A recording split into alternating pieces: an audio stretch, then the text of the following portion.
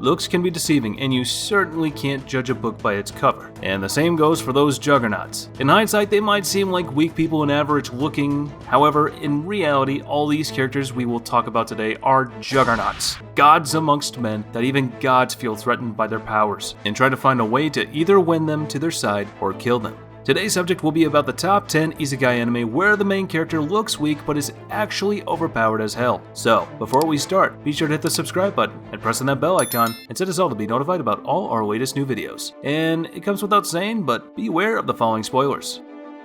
Coming in at number 10 is Death March to the Parallel World, Rhapsody.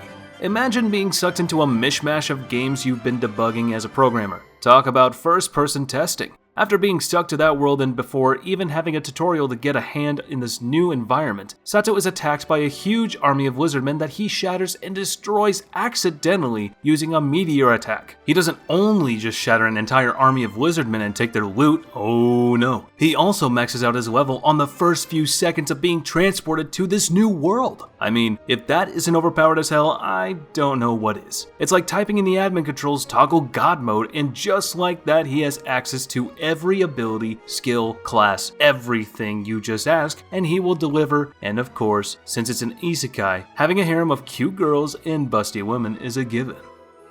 Coming in at number 9 is Demon Lord Retry.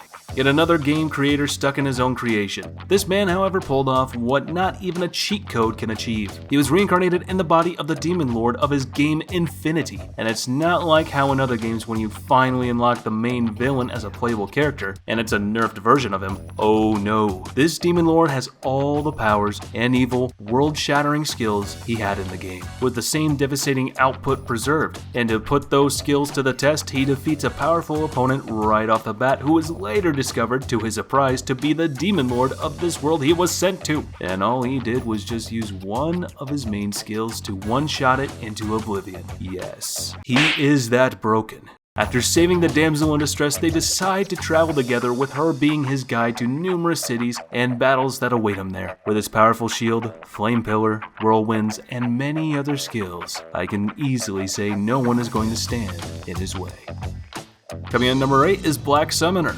Kelvin is a man who loves battles so much that half of the time he looks more like a villain than the protagonist. He transmigrated to the world with no recollection of his previous life and is therefore looking to enjoy this world to the utmost after trading his memories for skills, classes, and power-ups. He has quite the set of items and skills, and all are S-rank classes, each providing power unimaginable compared only to that of titans and gods. He is even able to summon the goddesses that brought him to his world in the first place. However, to do so, he needs huge amounts of mana and needs to level up as such. In battle, he is jacked up on adrenaline to the point you almost believe that you are no longer fighting a human but a killing machine. He isn't rash though, and enjoys setting a plan to destroy the opposition and tactics to defeat his enemies the fastest way possible. His class is registered as Green Mage at the Adventurers Guild because he was worried about standing out and attracting the wrong kind of attention when starting his journey in this world, even though he is later discovered and many epic battles take place due to that. Overall, he is a psycho when it comes to battle. He looks forward to them and he never loses, so just don't push his buttons, okay?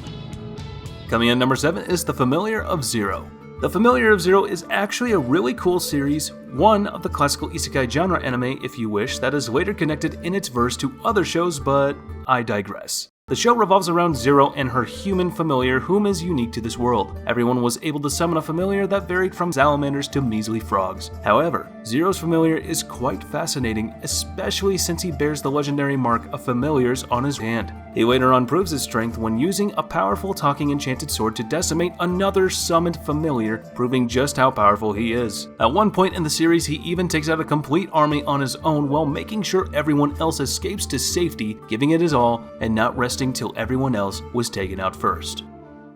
Coming in at number 6 is Reincarnated as a Sword. Okay, screw this. Anime has gone too far with those ideas. What's next? I reincarnated into a bathroom? Please, please, please, please don't do that, Japan. Please, don't. This guy reincarnated to another world, however, instead of reincarnating into, a person, he reincarnates into a sword. Not just any sword, oh no, that would be too boring. It is actually a sword that can communicate telepathically and move on its own telekinetically, fighting monsters and using its numerous powerful skills as if that wasn't broken and absurd on its own. They had to shove in the cute little cat girl that teams up with said sword, calling him Shisho, whose dream is to become the first adventurer of her race even though the reputation is quite shit to say the least. She teams up with the sword, and Shisho in turn promises to remain by her side until she achieves her dream and becomes a powerful adventurer. These two are gonna face many battles that they will either be too damn easy for, or they will have their asses kicked in them. Here lies the excitement in figuring which is which. Coming in at number 5 is Brave Story. When 11-year-old Wataru's father leaves home and his mother is taken ill to the hospital, he decides to change his fate by traveling through the door shown to him by his friend Mitsuru. Wataru is transported to a magical world of adventure and magic, searching for the power to change destiny and change the fate of his friend, as well as his mother. He will go to any heights on his adventures and treks in order to realize his vision. Things, however, take a dark turn after realizing just what kind of friend he is keeping in his company. Let's just say things are about to get heated up between these two. Coming in at number 4 is So I'm a Spider. So what? Remember how I said earlier I saw it all with the sword anime? Well, in this one, a class of students dies and they all reincarnate in a new world as kings, noblemen, rich people, or powerful adventurers, and so forth. Except for this girl. She reincarnates as a freaking spider, and not just anywhere, in a dark and eerie cave. However, don't you dare and make the mistake of underestimating her just for being a spider. She is powerful as hell with the abilities she has and later on gains, and her children, they're no joke either. In just 2 years, she became to be known as a man-eating god and feared by everyone that dares to try to take her on. She even took out a complete battalion solo without difficulty, and that excludes all the powerful beings and monsters she outwitted and destroyed. Coming in number 3 is Tsukimichi, Moonlit Fantasy. This anime has one of the coolest concepts out there, and personally I enjoyed it a lot. The main protagonist is practically treated like dirt and isn't granted a blessing by the goddess because he doesn't fit into her category and depiction of beauty. Too bad for her.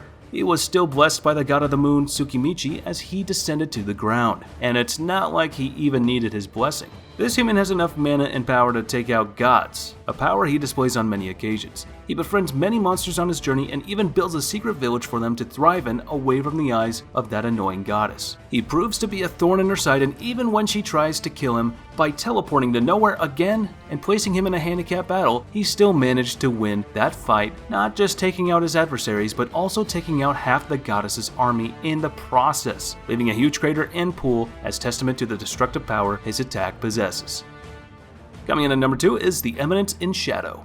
First glance, you might think that he is just another average-looking guy and a student of the Magical Academy. During the day, that's his persona, yes. However, when night comes, he is a beast incarnate, or as he calls himself, Shadow. Even before he was reincarnated, he was such a powerful person thanks to his training in almost all kinds of martial arts that you can think of. However, his human bodily limitations stood as an obstacle in the face of achieving his dream. In this reincarnated life, however, with the presence of mana and magic, Sid is able to show his true power and training over the years. Rigorously until he achieved this level of power and skill, one of his most iconic ones is I Am Atomic, where he causes a huge explosion radius that destroys everything in its radius. Sid is powerful nonetheless, there is just too much you can do on your own. That is why he created a powerful organization called Shadow Garden, whose members' sole purpose is to fight and destroy the cult of Diablos, a supposed figment of his own mind which is later proven to actually exist and have nefarious ambitions for the world. And number 1 goes to That Time I Got Reincarnated as a Slime.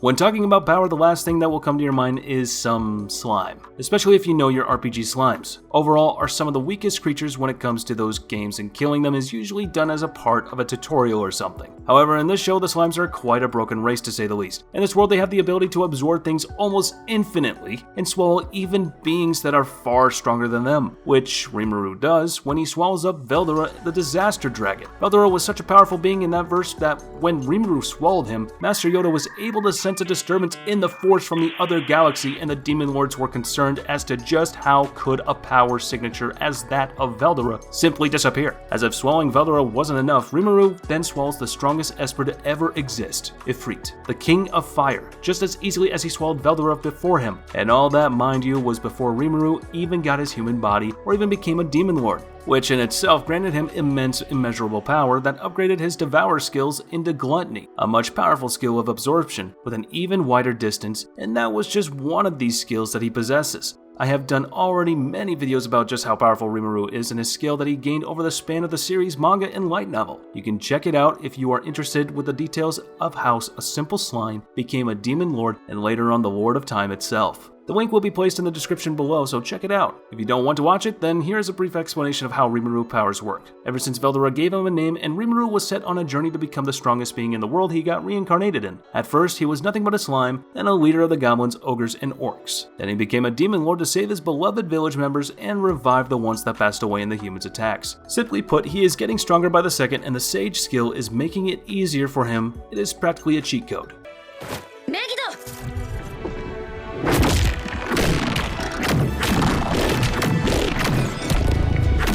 And with that, we conclude our video. If you enjoyed this list, be sure to hit the subscribe button and press on that bell icon to keep yourself notified of all our latest new videos. Also, comment down below on the anime you like the most on this list, and if you're planning to watch any of them. And if you have any other suggestions, place them in the comments down below. And as for now, I'll catch you later. See you in the next one.